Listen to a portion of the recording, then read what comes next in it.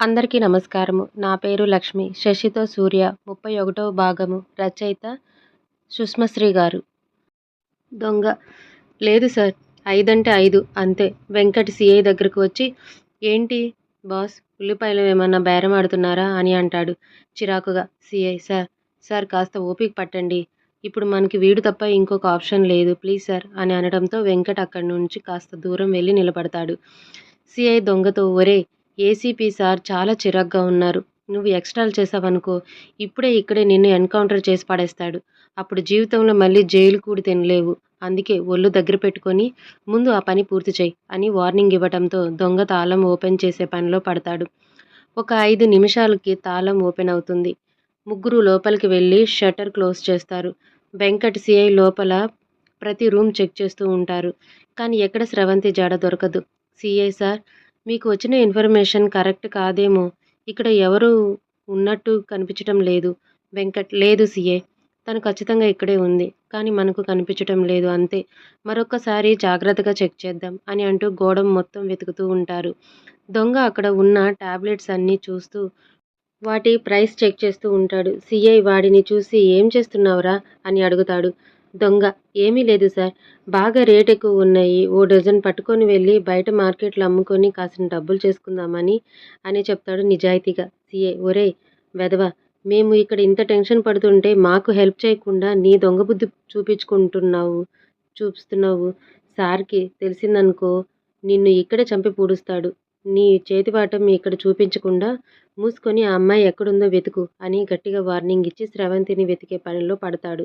దొంగ: పోవయ్యా, పోలీసోడు దొంగలో మారినప్పుడు దొంగ దొంగ పని చేస్తే తప్పేంటంట అని అనుకుంటూ ఖరీదైన మందులు తెచ్చుకొని సంచిలో దాచిపెడుతూ ఉంటాడు. దొంగ అంతా వెతుకుతూ ఉంటే పొరపాటున ర్యాక్లో ఉన్న ప్యాకెట్స్ అన్నీ కింద పడతాయి. అసలే స్రవంతి దొరకట్లేదన్న చిరాకులో ఉన్న వెంకట్, రేయ్, ఏం చేస్తున్నావురా అని అంటూ కోపంగా దొంగను కొట్టబోయి ఆగిపోయాడు. సీఐ వచ్చి, సార్ ఏమైంది అని అడుగుతాడు.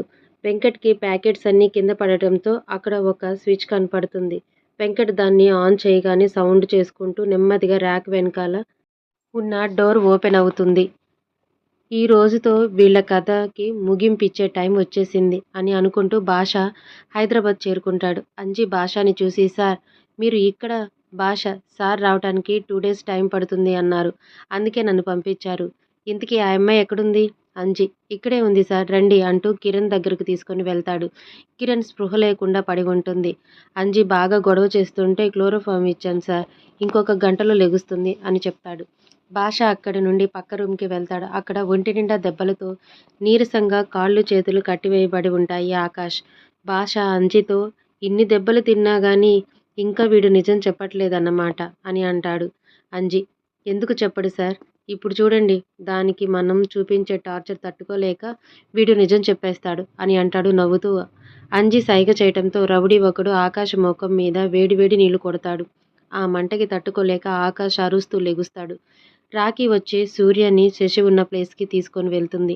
బయట గేటు దగ్గర 4 రౌడీలు ఉంటారు. సూర్య రాకీతో, శశి ఇక్కడే ఉందని అడుగుతాడు. రాకీ ఉందని తల ఊపుతుంది. ఇంటి చుట్టూ మొక్కలు ఉండటంతో సూర్య వాటి వెనక నుంచి నెమ్మదిగా వెళుతూ సైలెంట్గా ఇద్దరిని 4 పీకి పడుకోబెట్టాడు. మూడోవాడు అటూ ఇటూ తిరుగుతూ ఉంటే వాడి నోరు మూసి మెడ మీద గుద్దటంతో వాడి కింద ఉన్న పూల కుండీల మీద పడతాడు. 4గోవాడు సౌండ్ రావటంతో చూడటానికి వచ్చి సూర్యని చూస్తాడు. వాడు: రేయ్, ఎవడ్రా నువ్వు? మిగతా ఇద్దరు ఏరి, ఎక్కడా అని అంటూ చుట్టూ చూసి వాడి దగ్గర ఉన్న గన్ తీసి సూర్యకి ఎక్కుపెడతాడు. అప్పటి వరకు చూస్తూ ఉన్న రాకీ వాడి మీదకు దూకుతుంది. దాంతో వాడు బెదిరిపోయి గన్ను వదిలేస్తాడు. అదే అదునుగా సూర్య వాడిని చితక్కొట్టి లోపలికి వెళ్తాడు. అక్కడ తనకి ఎవరూ కనపడరు. అంతా చూసుకుంటూ ఒక గదిలో ఎంటర్ అవ్వగానే వెనుక నుండి సూర్య భుజం మీద ఒక చెయ్యి పడుతుంది. సాగర్, దేవేంద్ర పాత గెస్ట్ హౌస్ ముందు కారు ఆపుతాడు. అప్పటి వరకు సైలెంట్గా ఉన్న వర్ష, సాగర్ గారు, ఎక్కడికి వచ్చాం మనం అని అడుగుతుంది. వర్ష అలా అడగటంతో అప్పుడు గమనిస్తాడు సాగర్ పక్కనే ఉన్న వర్షని. సాగర్: వర్షగారు, మీరేంటి ఇక్కడ? వర్ష: ఇది మరీ బాగుందండి. నన్ను గుడికి తీసుకొని వెళ్ళి ఫోన్ రాగానే నన్ను మర్చిపోయి వెళ్ళిపోతున్నారు. సరే, ముందున్న సిగ్నల్ దగ్గర డ్రాప్ చేస్తే అటునుంచి మా ఇంటికి వెళ్ళిపోదామని నేను కూడా వచ్చి మీ కారు ఎక్కాను. కానీ మీరు ఉన్న టెన్షన్లో ఉన్నారని అర్థమయ్యి సైలెంట్గా ఉండిపోయాను. ఇప్పుడు అడిగితే మీరేంటి ఇక్కడ అని అంటారా? మీకు మరీ నా మీద ఇంత కోపం ఉందని అనుకోలేదు అంటుంది బుంగ మీద పెట్టుకుంటూ. సాగర్ అయ్యో! అదేం లేదండి. నేను నిజంగానే మిమ్మల్ని గమనించుకోలేదు. చాలా టెన్షన్‌లో ఉన్నాను. అందుకే మీరు పక్కనే ఉన్నది కూడా పట్టించుకోలేదు. సారీ అండి అని చెప్పాడు సిన్సియర్‌గా. వర్ష ఇట్స్ ఓకే అండి. ఇంతకీ మనం ఎక్కడున్నాం ముందు చెప్పండి అని అడుగుతుంది. సాగర్ ఓహ్! నాకు ఇక్కడ చాలా ఇంపార్టెంట్ పని ఉంది. మీరు ఏదైనా ఆటో వస్తే దాంట్లో వెళ్ళిపోండి అని అంటాడు. వర్ష పర్లేదండి. నాకంత పనేం లేదు. మీరు మీ వర్క్ కంప్లీట్ చేసుకున్నాకే వెళ్దాము.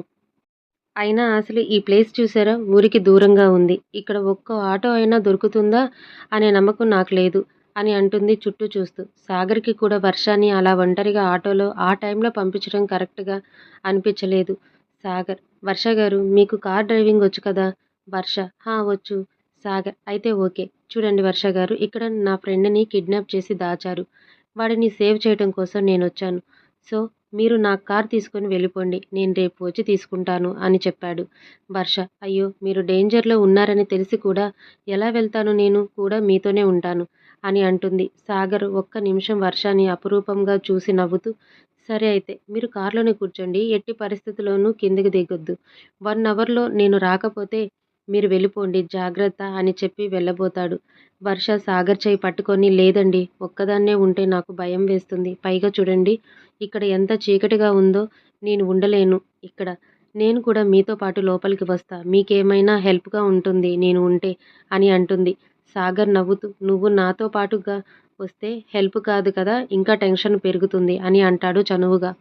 వర్ష ఎందుకు? సాగర్ మరి వాడితో పాటు నిన్ను కూడా కాపాడుకోవాలి కదా అని అంటాడు. వర్ష ప్లీజ్ ప్లీజ్ సాగర్ గారు నేను కూడా వస్తాను. నాకు ఇక్కడ భయంగా ఉంటుంది అని బ్రతిమలాడటంతో సాగర్ సరే రండి వెళ్దాం అని అంటూ వర్షాన్ని కూడా తనతో తీసుకొని వెళ్తాడు. సాగర్ ముఖానికి హంకి కట్టుకొని తలకి క్యాప్ కళ్ళకి స్పెట్స్ పెట్టుకుంటాడు. ఎవరు గుర్తుపట్టకుండా వెంకట్ డోర్ ఓపెన్ చేసుకొని లోపలికి వెళ్తాడు. అతని వెనకే దొంగ సిఐ కూడా వెళ్తారు. లోపల ఒంటి నిండా దెబ్బలతో స్పృహ లేకుండా పడి ఉంటుంది స్రవంతి. వెంకట్ దగ్గరికి వెళ్ళి ఆమె చెయ్యి పట్టుకోగానే అతడికి వేడిగా తగులుతుంది.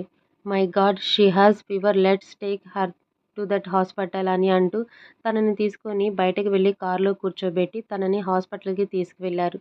సూర్య తన భుజం మీద చెయ్యి పడటంతో వెనక్కి తిరగకుండానే ఆ చేతిని పట్టుకొని మెలితిప్పి అతని ముఖం మీద ఒక్కటి కొడతాడు. అతను సూర్య చెయ్యి పట్టుకొని సూర్య సూర్య నేను సాగర్‌ని అని అంటాడు. సూర్య సాగర్ మీరేంటి ఇక్కడ అని అడుగుతాడు. సాగర్ ఆకాష్ కూడా ఇక్కడే ఉన్నాడని తెలిసింది. తన కోసమే వచ్చాను అని చెప్తాడు. సూర్య ఓ శశిని కిడ్నాప్ చేసి తీసుకువచ్చారు. తను ఇక్కడే ఉందని Sagar oh my God Kiran వాళ్ళకు దొరికిందా? పదండి ఈరోజు ఎలాగైనా ఇద్దరిని ఇక్కడి నుంచి తీసుకొని వెళ్ళాలి అని చెప్తాడు. వర్ష సూర్యని చూసి సూర్య సాగర్‌కి ఎలా పరిచయం అని ఆలోచిస్తూ ఉంటుంది. సూర్య తను ఉన్న పరిస్థితిలో వర్షాన్ని గమనించే స్థితిలో ఉండడు. వర్ష సైలెంట్‌గా సాగర్ వెనకాలే వెళ్తుంది. వేడి నీళ్ళు ముఖం మీద పడటంతో ఆకాష్ బాధగా అరుస్తూ లెగుస్తాడు. భాష ఆకాష్‌ని చూస్తూ అయ్యో ఆకాష్! ఈ కాస్త బాధను కూడా తట్టుకోలేకపోతున్నావు. అలాంటిది మమ్మల్ని ఎందుకు ఇరికిద్దామని అనుకున్నావురా? సర్లే ఇప్పటివరకు అయ్యిందేదో అయ్యింది. జరిగింది నువ్వు మర్చిపో. నేను కూడా మర్చిపోతా. కానీ ఇప్పుడు జరగబోయేది మాత్రం జీవితంలో నువ్వు మర్చిపోలేకుండా చేస్తా. అదేంటో చెప్పనా? నీ చెల్లి కిరణ్మయ్ నా దగ్గర ఉంది ఇప్పుడు. దాన్ని ఏం చేసినా జీవితంలో నువ్వు మర్చిపోలేవు. నేను మర్చిపోలేను. ఎందుకంటే అదంటే నీకు ప్రాణం కదా! ఇప్పుడు చెప్పు ఆ చిప్ ఎక్కడుందో చెప్తే నిన్ను దాన్ని ఇద్దరిని ప్రాణాలతో వదిలేస్తా. లేదనుకో అన్నా చెల్లెళ్ళిద్దరూ కలిసి ఇక్కడే చస్తారు. అక్కడ నీ భార్య కూడా చస్తుంది. చెప్పు ఇప్పటికే అమ్మానాన్నలను పోగొట్టుకున్నావు. మొండితనం పట్టుదల వల్ల వీళ్ళిద్దరిని కూడా పోగొట్టుకుంటావు. ఆలోచించుకో. నీకెక్కువ టైం లేదు అని బెదిరిస్తాడు. భాష అంజితో రేయ్ దాన్ని కూడా లాక్కొచ్చి వీడి దగ్గర పడేయండి. కాసేపు అన్నా చెల్లెలు కుశల ప్రశ్నలు వేసుకుంటారు. చూడు నీకు కరెక్ట్‌గా పావుగంట మాత్రమే టైం ఇస్తున్నా. ఈలోగా నాకు కావాల్సింది ఇవ్వలేదనుకో నీకు తెలుసుగా మా దేవేంద్ర సార్ ఎంతటి దుర్మార్గుల్లో అని చెప్పి అక్కడ నుంచి వెళ్ళిపోతాడు. అంజి శశిని తీసుకొని వచ్చి ఆకాష్ రూమ్‌లో పడేస్తాడు. ఆకాష్ కిరణ్‌ని చూసి ఏడుస్తూ సారీరా నా వల్లే ఇదంతా నీకు అని అంటూ కిరణ్ తల మీద నిమురుతూ ఉంటాడు. అన్నయ్య స్పర్శ మనసు పొరల్లో తప్పిపోయిన తన జ్ఞాపకాలన్నీ వెతికి మరీ తడిమిందేమో కిరణ్ ఆ మత్తులోనే అన్నయ్య అన్నయ్య అంటూ కలవరిస్తుంది. భాష అంజితో రేయ్ దానికి మెలకువ రాగానే నన్ను పిలవండి. నేను కాసేపు రెస్ట్ తీసుకుంటాను అని చెప్పి వేరే రూమ్‌కి వెళ్ళిపోతాడు. భాష రెస్ట్ తీసుకోవడానికి వెళ్ళటంతో అంజి తన మనుషులతో రే జాగ్రత్తగా చూసుకోండి అని చెప్పి బయటికి వస్తాడు. బయట కాపలా ఉన్న తన మనుషులు ఎవరూ కనపడకపోవడంతో రే ఎదవల్లారా ఎక్కడ చచ్చారా, ఒక్కడికి కూడా పని సరిగ్గా చేయటం రాదు, కానీ టైంకి మాత్రం డబ్బులు కావాలి దొంగలు అని తిట్టుకుంటూ వెళ్ళిపోతాడు. ఆ హాల్ మొత్తం 4 రూమ్స్ ఉంటాయి. సూర్య, సాగర్ నెమ్మదిగా చెరొక రూమ్ చెక్ చేస్తూ ఉంటారు. అక్కడ ఉన్న రౌడీ సూర్యని చూసి ఎవడ్రా నువ్వు అని అంటూ సూర్య మీదకి వస్తాడు. సూర్య వాడి నోరు మూసి కొడుతూ ఉండంగా వాడు ఎలాగో విడిపించుకొని రేయ్ రండిరా వీడెవడో వచ్చాడు అని అరుస్తాడు. దాంతో మరో ముగ్గురు అక్కడ ప్రత్యక్షమవుతారు. సూర్య, సాగర్ కలిసి వాళ్ళని కొడుతూ ఉంటారు. అప్పుడే అంజి ఇంకొక 10 మందిని వెంట పెట్టుకొని వస్తాడు. అంజి వాళ్ళని బానే కొట్టారు కానీ ఇప్పుడు వీళ్ళని మీ పని పడతారు. సూర్య ఆహా! అంత మొనగాళ్ళా వాళ్ళు? అంజి ఎంత మొనగాళ్ళో ఇప్పుడు చూపిస్తారుగా నీకు రేయ్ అని అంజి అనటంతో వాళ్ళు సూర్య, సాగర్ల మీదకి వెళ్తారు. సూర్య, సాగర్లో ఒకరినొకరు కాపాడుకుంటూ రౌడీలను వెతుకుతూ ఉంటారు.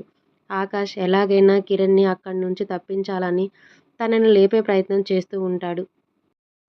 పక్కనే ఉన్న నీళ్లు తన ముఖం మీద చిలకరించటంతో కాసేపటికి కిరణ్ లెగుస్తుంది. కిరణ్ ఆకాష్ని చూసి ఎవరు మీరు? మీకు ఈ దెబ్బలన్నీ ఎలా తగిలాయి? మీరేమీ బాధపడకండి. నన్ను తీసుకువెళ్ళటానికి సూర్య తప్పకుండా వస్తాడు. అప్పుడు మిమ్మల్ని కూడా తీసుకొని వెళ్తాడు అని చెబుతుంది.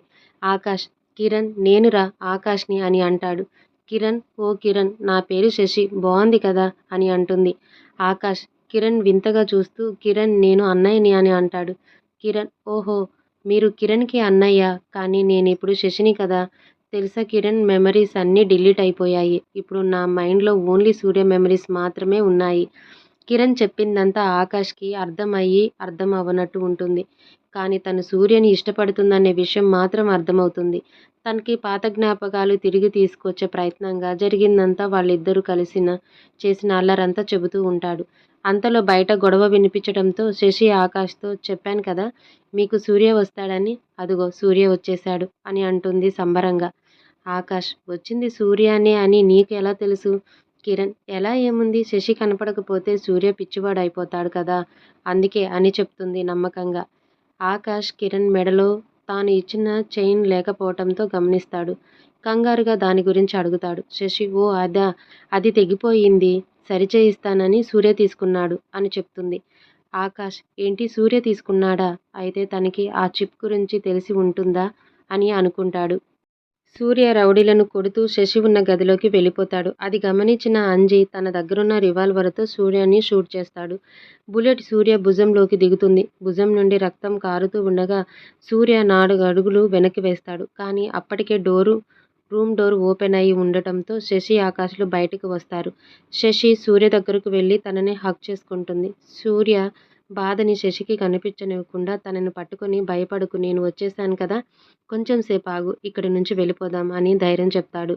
సాగర్ ఒంటి నిండా దెబ్బలతో ఉన్న ఆకాష్ని చూసి బాధగా సారీరా నిన్ను కనుక్కోవటానికి లేట్ అయ్యింది అని అనుకుంటాడు మనసులో. గన్ సౌండ్ వినిపించటంతో రూమ్లో రెస్ట్ తీసుకుంటున్న భాష బయటికి వస్తాడు. సూర్య శశిలను చూసి వావ్ వాట్ ఐ లవ్ అని నవ్వుతూ ఉంటాడు. సాగర్ ఫేస్ కవర్ చేసుకోవటం వల్ల అతన్ని భాష కానీ అంజి కానీ గుర్తుపట్టరు. అంజి సార్ ఈ గీ పిల్లోకి వెతుక్కుంటూ వాళ్ళిద్దరొచ్చారు